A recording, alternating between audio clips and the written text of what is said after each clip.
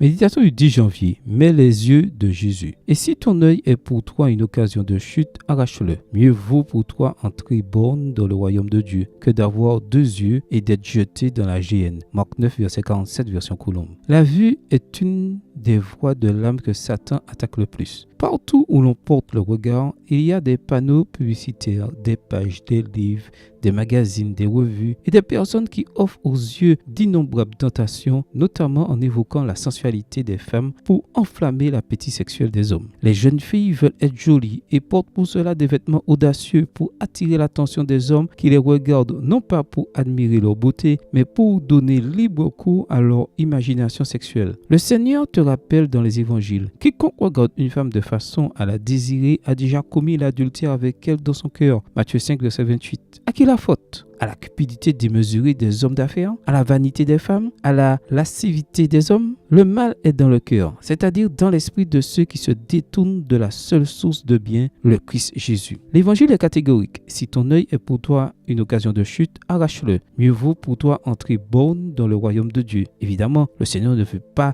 de monde d'aveugles ou de borgnes. Ce qu'il veut dire ici est qu'il y a des priorités. Il vaut mieux obéir à Dieu que s'égarer. Surmonter la tentation de regarder l'interdit n'est pas facile, car l'être humain est pécheur par nature. Faire le mal est ce qui plaît. Voir ce qui enflamme les passions charnelles fait partie de la nature humaine. Mais que faire? Le Seigneur te donne le moyen d'en sortir. Si quelqu'un est en Christ, il est une nouvelle créature. 2 Corinthiens 5, verset 17, version Colombe. Ta seule chance est en Christ. Sa présence change ta nature. Son Esprit Saint modifie tes tendances et personne d'autre en est capable à part lui. Avec lui, ta vie sera remplie de lumière. Tes yeux verront ce qui est agréable. Tu chercheras ce qui est bon, non pas par toi-même, mais parce qu'il vit en toi. Comment vas-tu? À quel point ton cas est-il désespéré? Viens à Jésus, car ce qui est impossible à l'homme est possible à Dieu. Chaque matin, tu peux entendre sa voix te dire, tes oreilles entendront derrière toi cette parole. Voici le chemin, marchez-y. Quand vous irez à droite ou quand vous irez à gauche. Ésaïe 30, verset 21, version Colombe. Fixe les yeux sur lui et tes pas seront affermis, car tout est par sa grâce. Amen. Bonne journée à vous et que le Seigneur vous bénisse.